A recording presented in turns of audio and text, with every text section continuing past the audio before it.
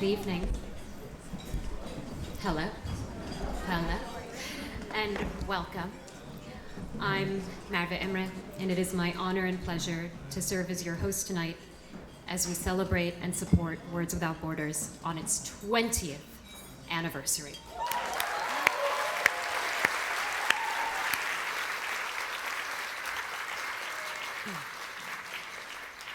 Everyone's very nervous about me going off script, so I'm going to do that immediately. And ask you to please raise your glass to the Words Without Borders staff.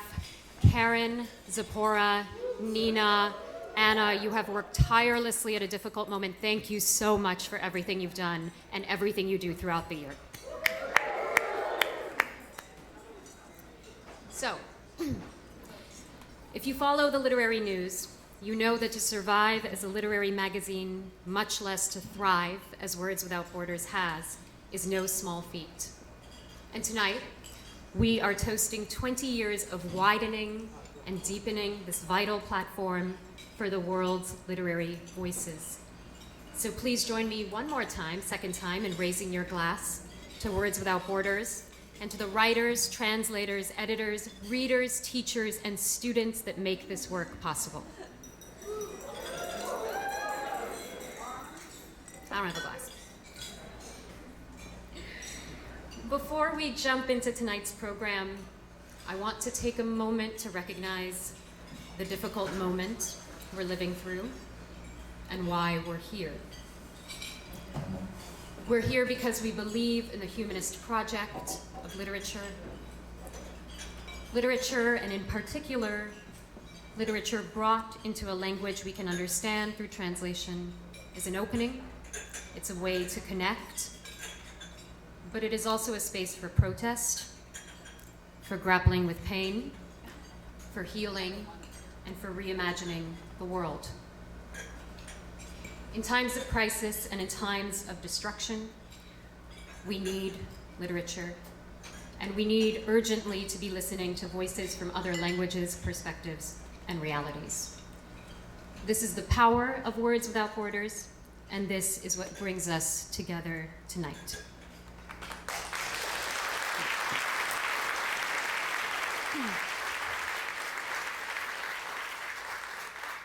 We have a deeply meaningful and inspiring program to come. We will have the opportunity to listen to the words of some of Words Without Borders authors and translators and to members of our global community. We will hear from some of the organization's founding members, and we will have the opportunity to show our support for Words Without Borders Campus, our innovative education program that is giving students access to global writing that opens their minds to a wider world. And of course, we'll get to enjoy a delicious dinner in the stimulating company of the authors and translators hosting your tables. And now it is my privilege to introduce Ilya Kaminsky, an award-winning poet, an editor, an educator, and the honorary chair of tonight's gala. Please join me in saying thank you to Ilya.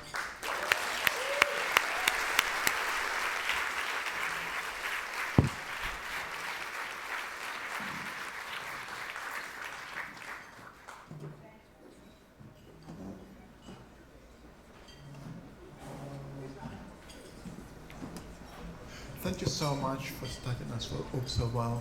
As you might have noticed, I speak with a pretty heavy accent, so consider the translation have begun. I hope you will follow on the screen. There should be a poem on the screen. And I think I should just begin with the poem and then I'll chat a little bit. The poem is called Author's Prayer. Author's Prayer.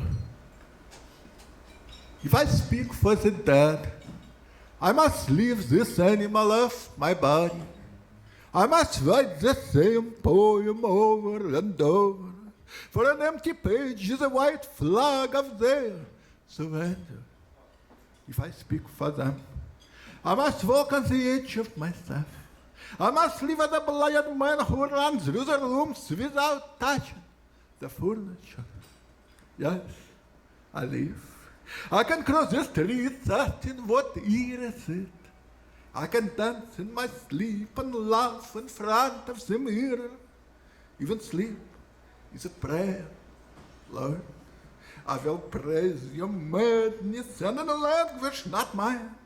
Speak of music that fakes as music in which we move, for whatever I say is a kind of petition, and the darkest days must I praise.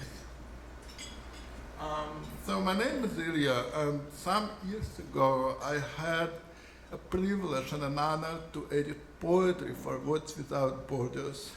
I also had great luck to collaborate with brilliant Susan Harris. She's at the table 11, please give her a giant applause. Woo!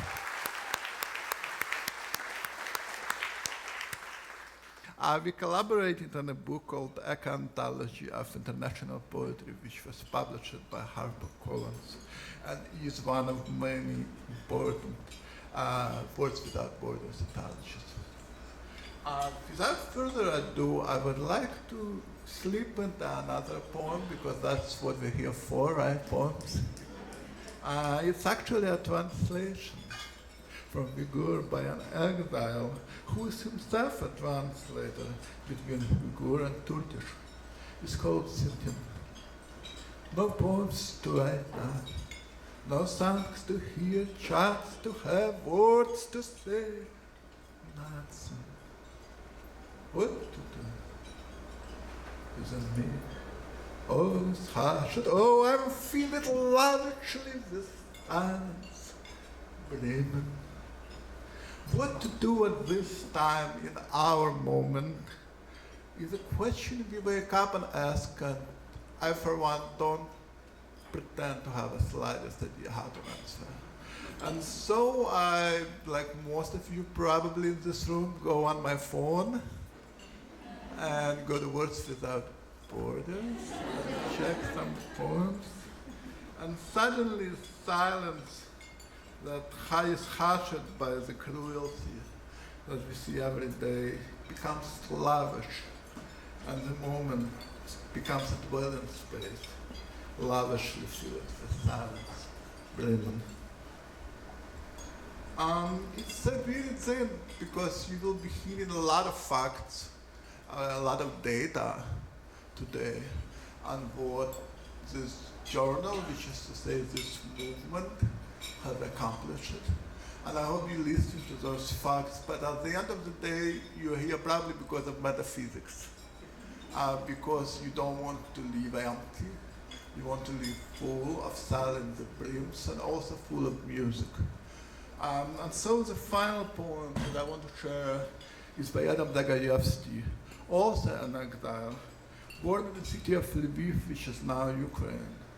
This is translated, the previous poem was translated by Joshua Freeman from Uyghur. And this one is translated from Polish by Claire Kavanagh. Music heard with you. Music heard with you will stay forever with us.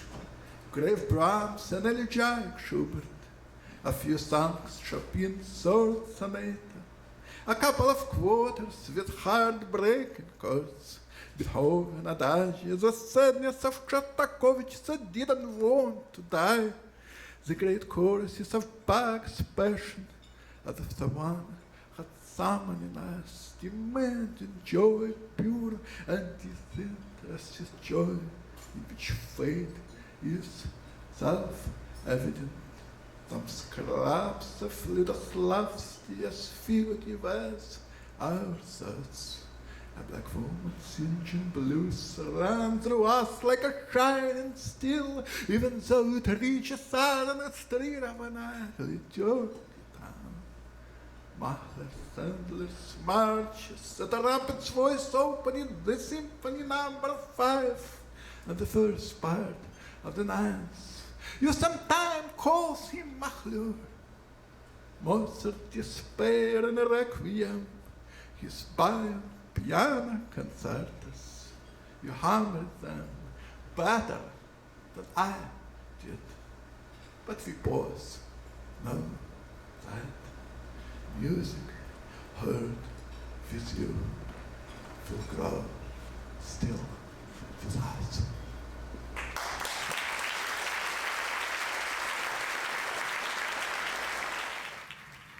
Hello, I'm Lucas Hunt, and I'm here with you tonight at this wonderful virtual experience to help you help Words Without Borders bring more writing, just like you heard from Ilya. This is how it works. You each have an opportunity to make a difference tonight by showing your support at whatever level feels right. And I'll stop by a couple more times this evening to ask you for your support. And to give, all you have to do, so easy, is text WWB to 44321. That's WWB to 44321. We'll flash that up later. You'll see it. You can also just click the link in the chat. That's the shortcut that I like to do. As members of WWB community, you know that Words Without Borders, its digital magazine, its archive, literary programs, and education programs are free to readers, to students, but they're not free for us to create. And that's where you come in. Your contribution tonight will help us keep Words Without Borders free to over 700,000 annual readers and thousands of students and teachers each year by helping us to pay our authors, translators, and editors and keep the whole machine running clean and smooth. I'll be back with you later on to tell you more about the specific impact of your support that you'll have, but right now, we'll go back to our Gala programming and some Words Without Borders 20th anniversary trivia with our founders, Elaine Salierno-Mason and Samantha Schnee. So, enjoy. Thank you, Ilya. Music heard with you will grow still with us. I'm Elaine Salierno-Mason, proud to be the founder of Words Without Borders with Samantha Schnee.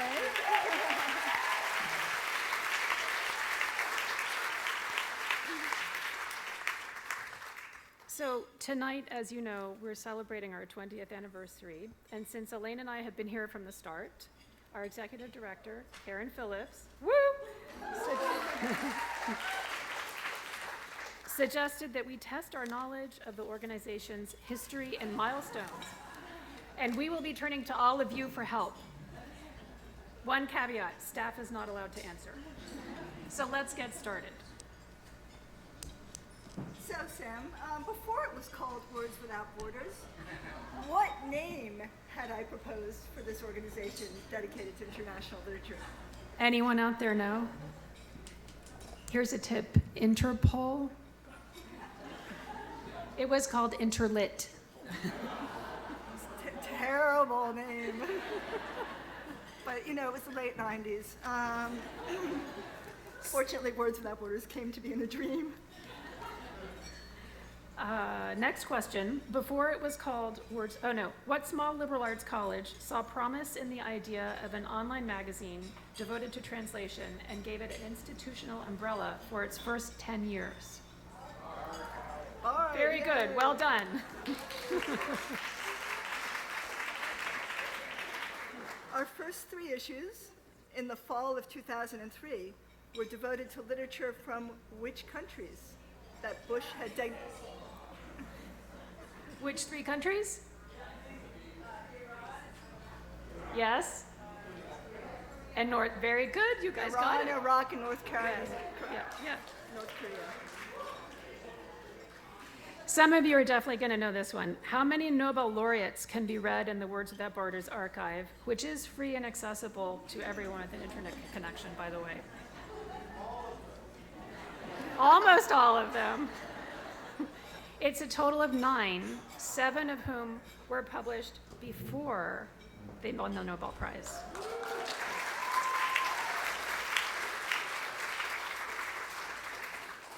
Which prestigious literary magazine prize was Words Without Borders first to win? Yes. Very good. How many different languages can be found in translation in our archive? And from how many countries? This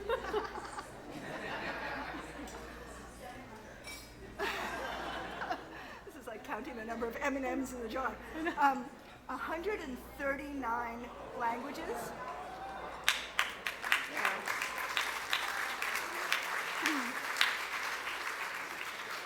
And 143 countries and territories. In what year did we launch our education program, Words Without Borders Campus? Say it a little more loudly. 2017. And couple facts here. We've reached nearly 50,000 educators since we launched in 2017.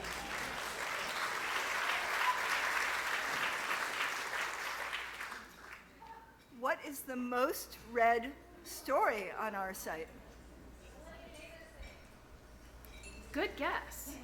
But again, no cigar. This one is Tobatek Singh by Sadat Hassan Manto, which was translated from Urdu by Richard McGill Murphy and published in 2003. It begins, 2 or 3 years after partition, the governments of Pakistan and India decided to exchange lunatics in the same way that they had exchanged civilian prisoners. Still one of my favorite stories.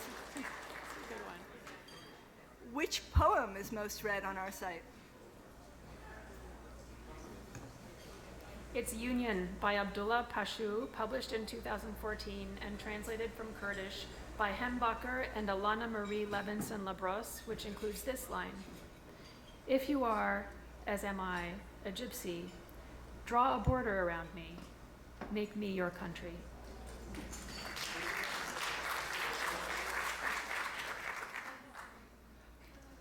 So, connecting to popular culture here, which translator of the global K-pop sensation BTS published their first translation on Words Without Borders?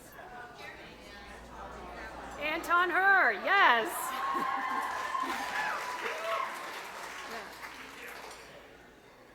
Which Academy Award nominated actress read at our very first Words Without Borders fundraiser, and where was it held? Yes. Jickie Schnee wins the prize. It was Shorey Agdashlu at the kitchen.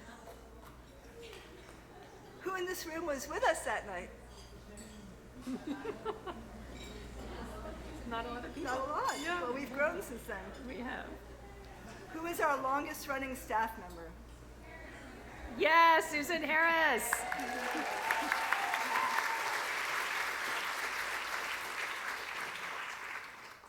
Who wrote the following lines about literary translation in Words Without Borders? "In the process of translating, we endeavor to hear the first version of the work as profoundly and completely as possible, struggling to discover the linguistic charge, the structural rhythms, the subtle implications, the complexities of meaning and suggestion in vocabulary and phrasing, and the ambient cultural inferences and conclusions these tonalities allow us to extrapolate. This is a kind of reading as deep as any encounter with a literary text can be."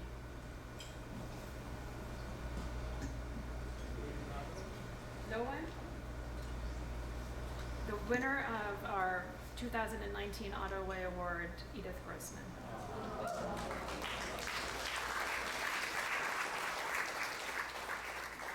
Now we have a special bonus question tonight. So thanks to our Gala chair, Maria Campbell, there was a launch party for Words Without Borders that included a journalist named Julie Salomon. And in February of 2004, an article appeared on the front page of the arts section of the New York Times titled, "Online Magazine Removes Cultural Blinders." It began, "The baby on the table was a nice touch. What could better illustrate the unorthodox methods of 3 women determined to bring foreign literature and commentary into the United States outside conventional publishing routes?" Who was that baby on the table? Maria knows. Luke Priddle, could you please stand up?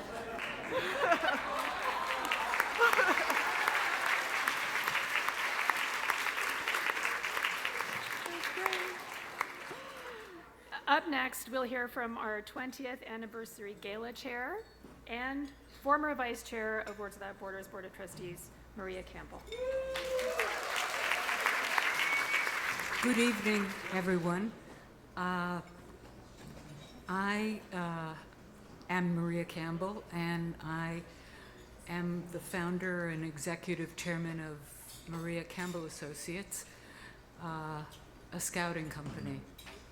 I was also a founding member of Words Without Borders, and it has been a deep honor to return as the Gala chair as this vital organization celebrates 2 decades of championing international writers and translators. What was a twinkle in our eye 20 years ago has become one of the principal reference points for international writers and translators introducing their work all over the world.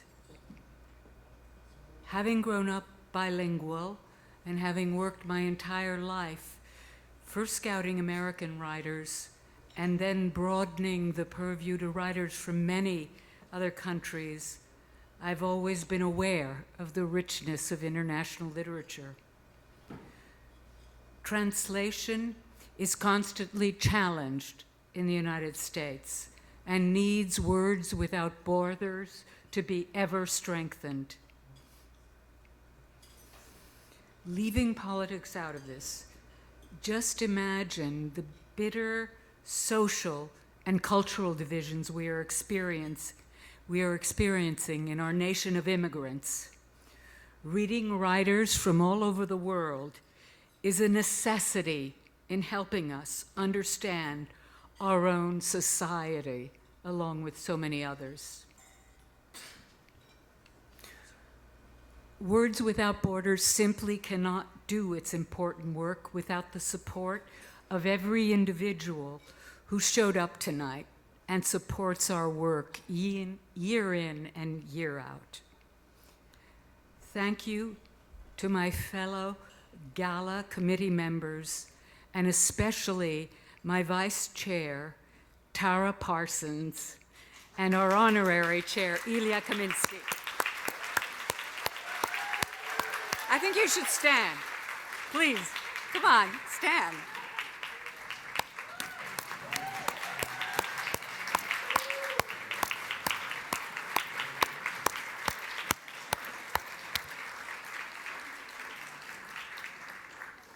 More standing is happening. Get ready. Each of you are enjoying dinner tonight with an acclaimed author or translator who is serving as a literary host of tonight's event. May I ask all the table hosts to stand for a round of applause.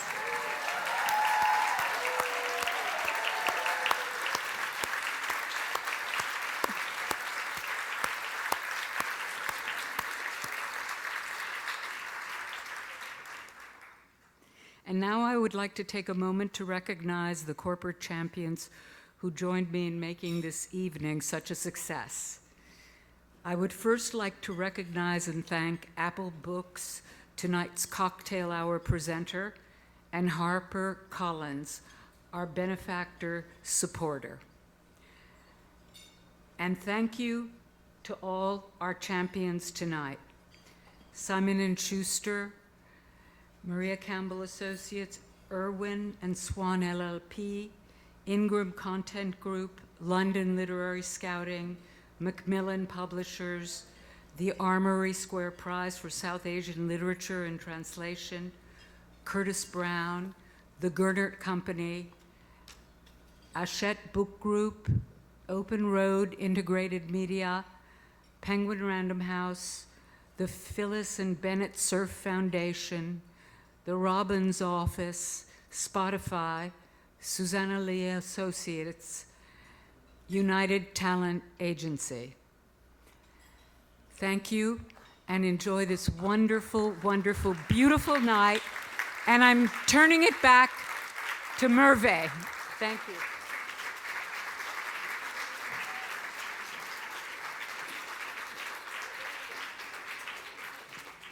Okay. Thank you, Maria, and to everyone in the publishing sector who's helping to create a larger space for international literature by being here tonight. Elaine and Samantha mentioned the number of Nobel laureates in our archive. And for those of you who read my work or know me, you know that I'm something of a super fan of this year's winner, Jon Fosse, whom Words Without Borders published back in 2006 before anyone started a clothing line dedicated to him. Just wait for my day of the week septology themed underwear. Adam Dalva, I need Wednesday back, please, when you have a chance. Thank you.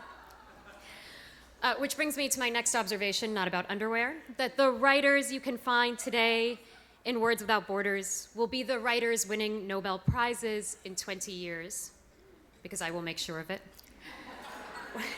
Words Without Borders does the vital work of seeking out writers who are not yet available in English translation, pairing them with the right translator, and promoting their work wide and far so that they can connect with readers and in many cases find a publisher. If you look at the books that get translated into English each year, you will see that so much of the world, so many languages are absent. This is not the case at Words Without Borders. In 2023 alone, we published work by writers in 45 different countries. This included multiple authors translated from Assamese, Mapudungun, Gujarati, and North Sami. I'm supposed to tell you that these are languages that I, alas, will never be able to learn, but I think I could if I had time. But on Words Without Borders, I can read their work. Our next guest, translator Pupe Misagi, has partnered with Words Without Borders over the past year to translate and publish writing coming out of the #Woman Life Freedom movement in Iran. Please join me in welcoming Pupe.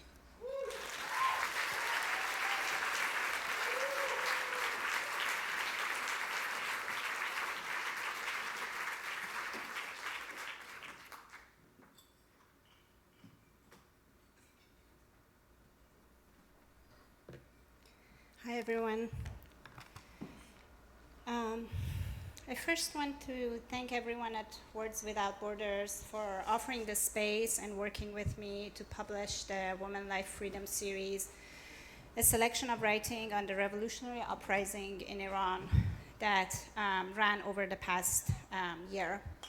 I am especially grateful to editor Eric Becker. I don't know where he's sitting.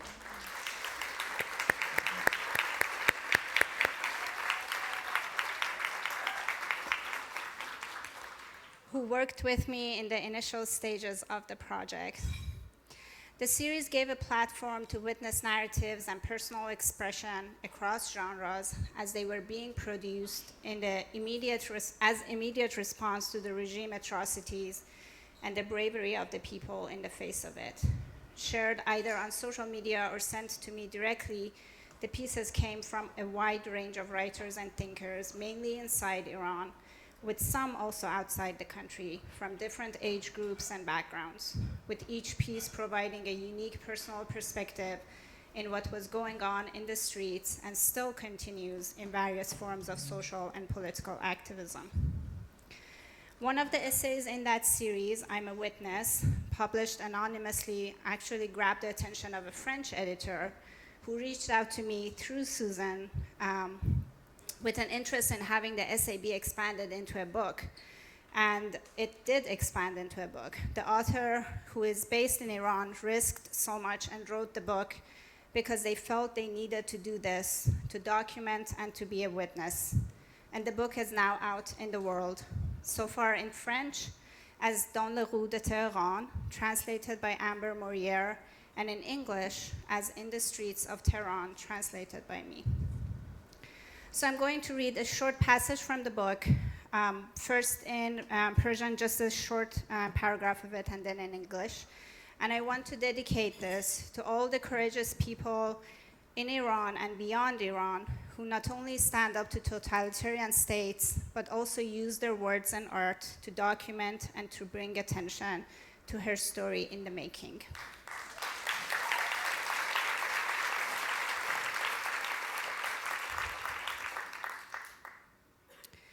یکی از همان روزها، همان جور که بر جنازه آن حصار بزرگ قدم می زدم، ناگهان صحنه دلگیر آشنایی را دیدم. 3 دختر دبیرستانی در یونیفرم‌های سرمه‌ای مدرسه با مقنعه‌هایی که از سرشان انداخته بودند. همان لباس اجباری پادگانی که خودم هم سالها گرفتارش بودم. برودسکی در مورد شوروی کمونیستی گفته بود مدرسه همان زندان است و همان کارخانه است. اضافه می‌کنم که همان پادگان است. اما آن دسته که در خیابان دیدم تقابل پررنگی با دسته سربازان داشتند. عبورشان دهانکجی به جبری نظامی بود. زیر بار جبر روزانه نرفتن، دست رد زدن به سینه قدرت. زنانی با انکار پوشش واحد در برابر مردانی که هویتشان را از پوشش واحد میگیرند. And now the English.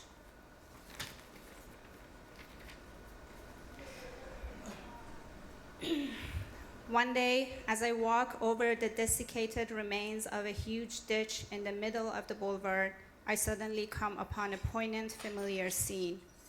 3 high school girls wearing navy blue uniforms have pulled down their magnets all the way to their shoulders. They wear the same mandatory military-like uniforms that I too was forced into for years when in school. Joseph Brodsky once said that schools in the communist Soviet Union were both prisons and factories. I want to add that schools are barracks too, but the students I see here in the streets are a sharp contrast to the soldiers around them. The girls' purposeful walk is an act of resistance in the face of the military oppression. It is a refusal to submit, a rejection of state power. They are women disregarding their uniforms, standing against men whose very identity comes from their uniforms. At first, there are only 3 girls. Then another one runs over from the other side of the boulevard and joins them. Then 2 more as they arrive at the overpass. Their individual steps cannot be heard, but their march sounds like the march of many. I start to follow them. The glowing, subdued light of the evening shines on them. Sometimes a fiery sunbeam catches their chestnut hair. The protesters' hair is not the hair you see in Persian miniatures. Its twists and turns are not decorative, unlike the hair of the women drawn by male miniaturists from one school of painting or another over hundreds of years. Throughout history, who would have imagined that the aesthetics of female hair would be transformed from the sentimental and sensuous representations found in art into what we see today? Letting our hair loose is a protest against patriarchal rules, a manifestation of our right to our own bodies, a right demanded and fought for in one way or another all around the world in the present century. The hair of the high school girls and all the women in the streets of Iran today is combat attire. I'm just going to end with a few more words. Many bodies today around the world, in Iran and beyond Iran, are at the forefront of the battle with forces of evil. We are participants and we are witness. The liberation movement for human life and dignity does not and should not know borders. Thank you.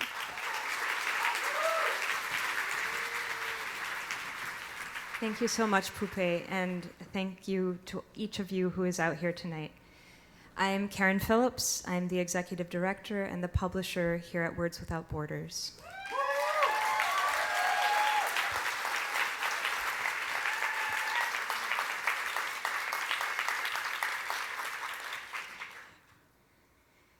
It's really very special to see all of you here, to meet new people, and see so many familiar faces who have supported our work over the years as we mark our 20th anniversary. So thank you again.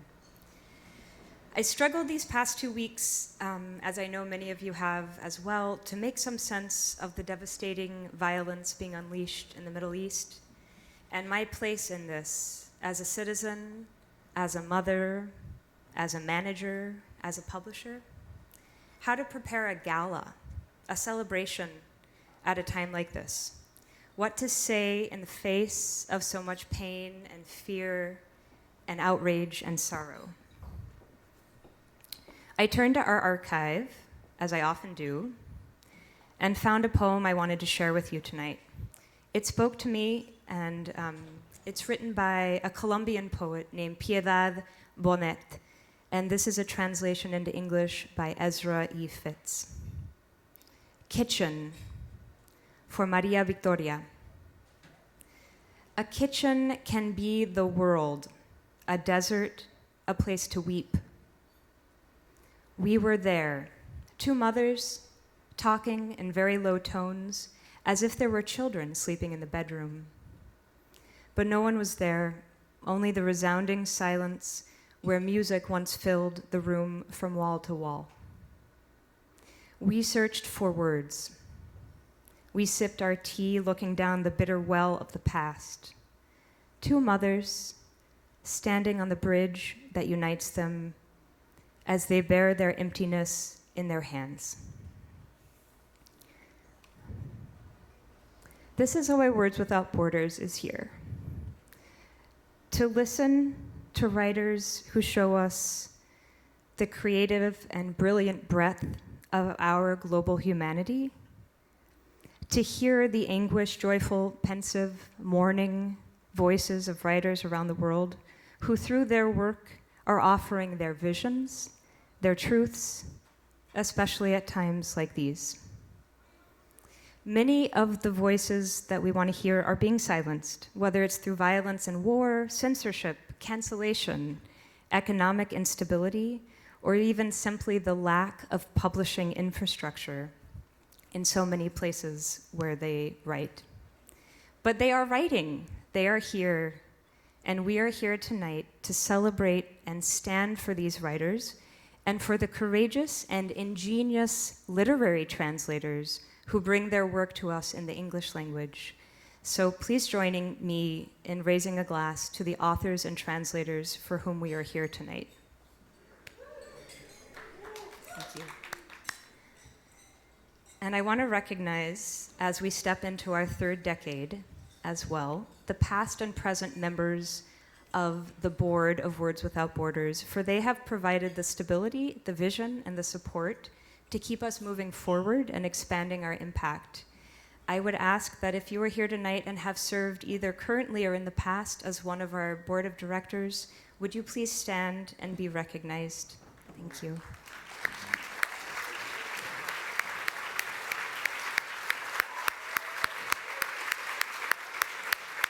Elaine.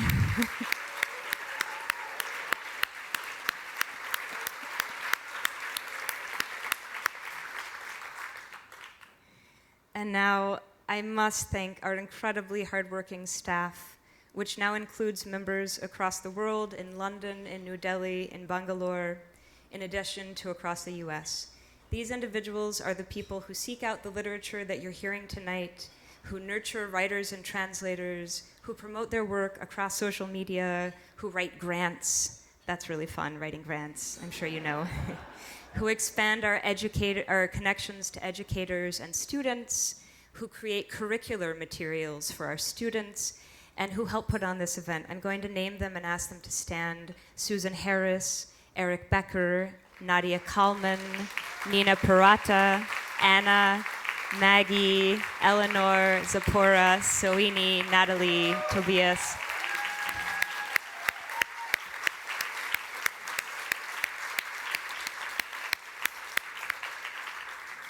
I hope you'll get a chance to meet all of them tonight. And now I have something truly special, a short video that will introduce you to our writers, translators, readers, and educators across the world, many of whom who cannot be here tonight, but they sent a video to say hello, and they will tell you a little bit more about what Words Without Borders means to them. Thank you so much.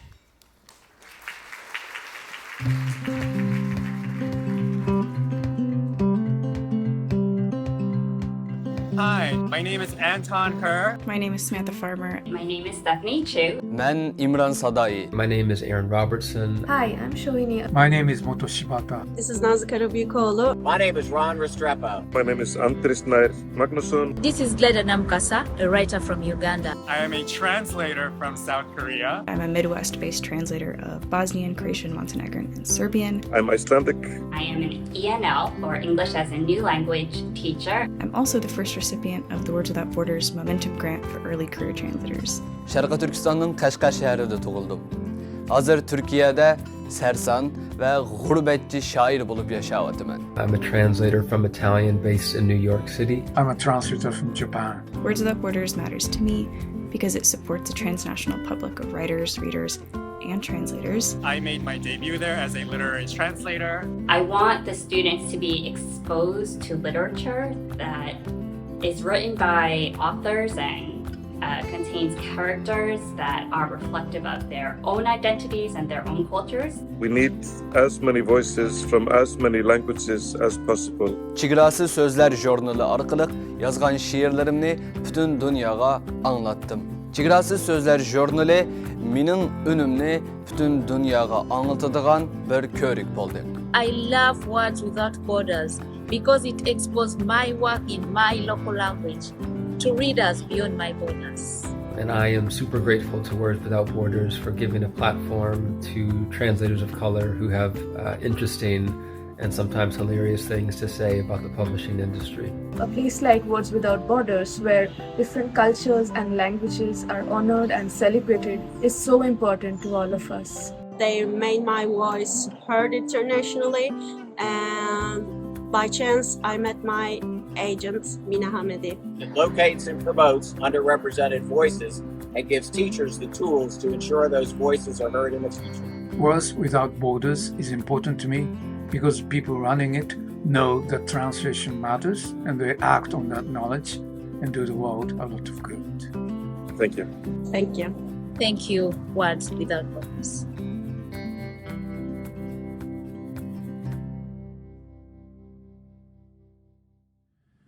Wow, how beautiful it is to see the global literary community that Words Without Borders is creating, and each of you here tonight is a part of it. You heard it here, WWB brings writers' work in their own languages to readers beyond their borders, and that is exactly what we are here to support. We have an exciting guest up next and more readings after that, but first, I want to ask you to stand up for the urgent and necessary work Words Without Borders is doing to connect us through literature. I can tell you about the impact that your donations will have tonight. We're going to start at a high level and we're going to work our way down. Every amount counts, and our goal in the next few minutes is for 100% participation, for everyone to be able to give something somewhere. So here we go. Our top level of giving tonight is $2,500, and it will help WWB publish a special feature of literature from a place or a language. In 2024, Words Without Borders has some exciting features planned, including Libyan women novelists, indigenous Taiwanese authors, and our first ever feature on Jordan. So, if you can do it now, make a gift to support the diversity of voices at Words Without Borders at our top level of giving. We will give you a moment to do that. All you have to do is text it in or click on that link.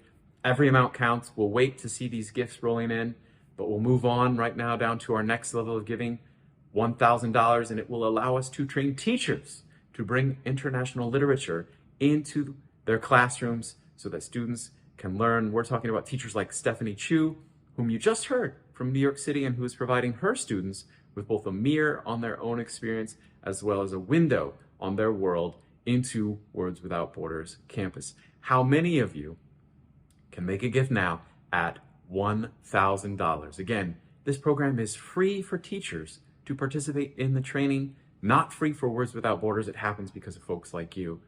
$1,000 covers the cost of training and coaching 5 teachers. Think about that impact. Great. Our next level of giving is $500. $500 helps us publish a single story in translation. That's the meat and potatoes of what Words Without Borders does, finding amazing international authors and translating their work into English so it can enrich people's lives. How many of you right now can click on that link or text in $500 to help make new translations possible? Thank you, thank you, thank you if you've already given. And if you haven't, we've got more levels to go. I'll call out a couple more. $250 will help us pay a guest editor for a special feature of Words Without Borders, bringing deep knowledge and connections of a particular literature. We couldn't publish, for instance, our groundbreaking indigenous writing series without the insights and expertise of our guest editors. How many of you can make a gift now at $250? And all you have to do, click on the link or text to give. Thank you, thank you, thank you. If you've already given, let's call out 2 more levels. $100, for instance, funds a new poem in translation. Poets need it the most. Help us translate and publish more poetry, moving poems like you're hearing tonight. Who hasn't turned to poetry for inspiration, comfort, guidance, to grapple with the issues we all face right now as a society? And they are our most taught pieces. So Help us translate poetry. How many of you can give it $100 with only one more level to go? Thank you, thank you. If you've already given, keep on giving. You'll have more time to give later tonight, but our last level of giving that I'll call out is $50. It helps us do everything that you've heard about tonight. Everything that you've heard about. So if you haven't had a chance to give, please go ahead and click on the link and make a text gift of $50 to make a difference for Words Without Borders. And you'll have another opportunity later on to contribute tonight. But first, I want to introduce you to a very special program and a very special person right now. You're going to love this. If you're an educator or a student, you may already know about our Words Without Borders campus, which brings literature from across the world into the classroom. This online resource offers writing to from more than 90 countries, along with curricular materials and training needed to teach it, all totally for free. That's why we're doing this, to help empower students and teachers. And last year, Words Without Borders campus provided free training to over 300 educators who went on to bring this eye-opening literature to their students. Why does this matter? Well, we want to show you why. I don't have to tell you that access to literature reflects a wide range of human experience that allows young people to see themselves in literature as well as to connect with the wider world. And we're living in a time where diverse books are under attack. Tonight, we're going to show you one component of the WWB classroom, the classroom visits by international authors. And through this program, an international author comes into the public school classroom for a week-long residency. In this case, it's Brooklyn. Students have the opportunity to read their work and then meet with them in person. So here it is. Our 2023 visiting author, Yolanda Arroyo Pizarro, roll the R's, will speak to us via video tonight about her amazing experience working with students in Brooklyn last spring. So take a look at this.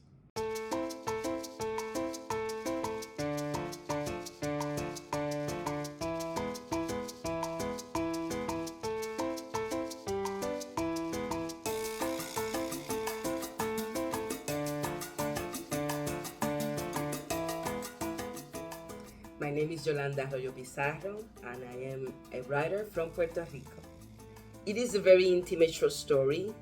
Sometimes bully experiences happen, and these bruises started with how in a classroom we can look at the different colors and the meanings of different colors instead of an academic environment, but at the same time, the primary character, she was asking herself where these are the colors that we look and that we identified, but there are other colors like the purple ones, like the black and blues, like that nobody appears to want to talk about what that means.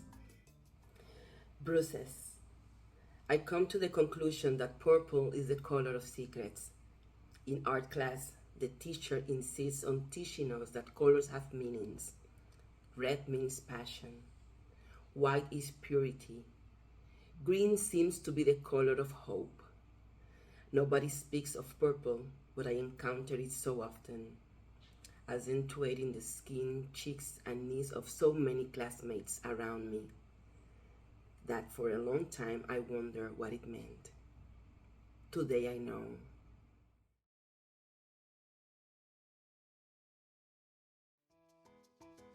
And having this experience in front of a live audience with kids that age is so young and they are so eager to talk about the short story, to talk about these questions that they have, it was an amazing thing for me.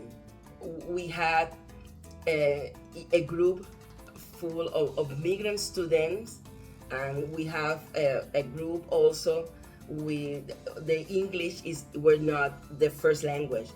So every time I talk in my broken English, they laugh and I feel, so understood. I'm sure that they are thinking, she talks like me. She don't know a lot of English, but look at her here trying to communicate. It was amazing. We have little girls that look at me, that touch me, that ask me questions, and I get to know them. I get to ask them past experiences with the abuelitos, the abuelas, and the abuelos, and their eyes sparkle, illuminates, the face illuminates.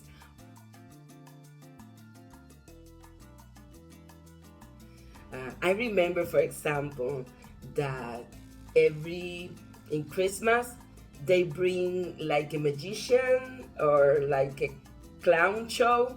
And every time we wanted to be clowns or magicians, imagine if we had the opportunity to have writers. But it was never, in my case, never writers.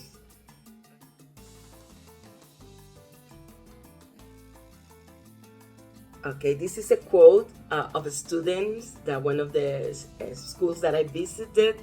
He said, when asked if he would recommend this experience to other students, he wrote, sí, porque enseña nuevas culturas, explica sobre su pasado, sus religiones, explica lo hermoso que es ser nosotros. In English is yes, I would recommend because she teaches new cultures. She explains about her past, her religions. She explains how beautiful it is to be us. And indeed, it is beautiful to be us. That's the whole experience.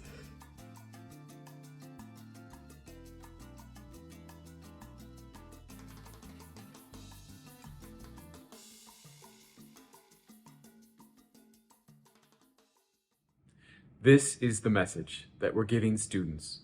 No matter where you come from, no matter which language you speak, it is beautiful to be you, and your stories matter. I can't imagine a more important message to be putting out into the world. And tonight, we can make this work possible. And thank you to so many of you who've already done that. I suspect most of you have already had a chance to give, but if you're waiting, let Yolanda's words inspire you and motivate you, because we are connecting students in the classroom with writers like Yolanda and her story. We are giving educators the tools and training needed to bring translated literature to their students. Whatever you can contribute tonight will help Words Without Borders bring literature from around the world to students in their classrooms at no cost to the schools and the educators. So before we head into our final reading, I'll give you that one more opportunity. I called out a bunch of levels earlier. Every amount counts. You can give anywhere you'd like. Maybe you wanted to give more than $2,500 or less than $50. Anywhere in between, it all adds up. Words Without Borders is not unlike public radio, but with way less fundraising. You can access the inspiring, creative, eye-opening writing from across the globe whenever you like for no cost. And tonight, we're asking you to help make it possible. So once again, click on that link in the chat or text in and make your gift. Our goal tonight being 100%. Thank you to everyone who's given. And I think I just saw another gift pop in there. Thank you all for being here. And now I'm going to bid you farewell and turn it back over to Merve at the podium. Your support tonight is going to do a great deal of good in the world for young people, and thank you so much for making a difference tonight. Just give yourselves one more round of applause, please.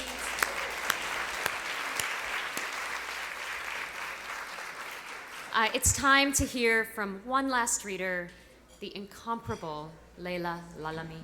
Please join me in welcoming her. Good evening, and thank you all for being here.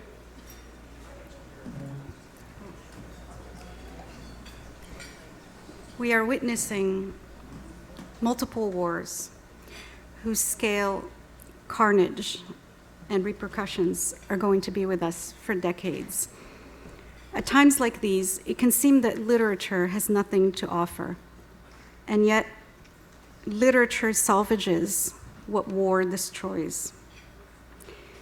It shows us that in each of us there is good and evil, that language is more than slogans, that two things can be true at the same time. Literature is above all a pursuit of what beauty we can find in our increasingly troubled world. I'm going to read from the work of Hawa Gammoudi. She's a poet, journalist, critic, an educator from the city of Tripoli in Libya. In her poetry and prose, she's concerned with the female experience and often uses daring, taboo-breaking language. Her published books include The Lonely Woman and Running in the Wind Fields.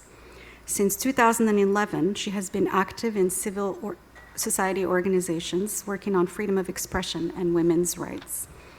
I will read first in the original Arabic and later in the translation by Nariman Youssef.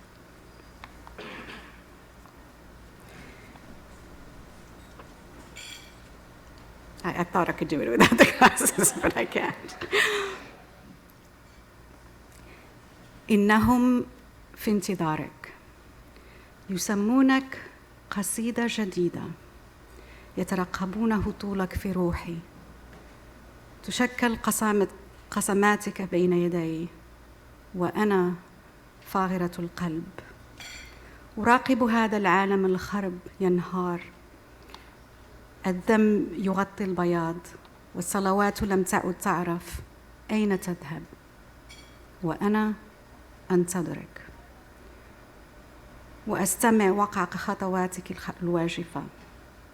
نعم، هذا العالم صار مقبرة، لكن الشمس تشرق والنسائم تداعب خدود الصبايا والبحر لا يغادر زرقته والخطيفات تخبرني أن طفولتي مخبوقة تحت جناحها وثم ولد يترقب قبل من فم حبيبته الشهية.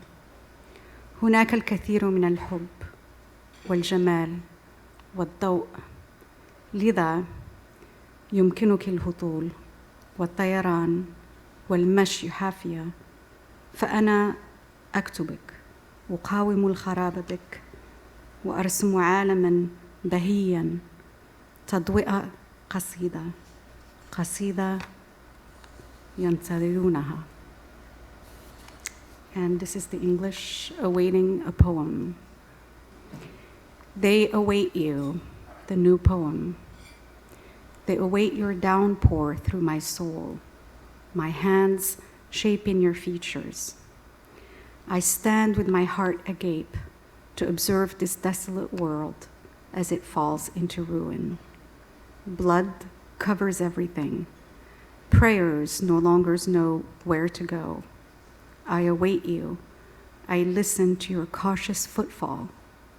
Yes, the world has become a graveyard, but the sun rises. The breeze caresses a girl's cheek. The sea does not forsake its blue. The swallows tell me of my childhood, hidden beneath their wings, and somewhere a boy foretastes a kiss from his lover's lips. There is so much love, beauty, and light that you may pour down, fly, walk barefoot. I am writing you my resistance to the ruin. I paint a glorious world illuminated by a poem that they await. Thank you.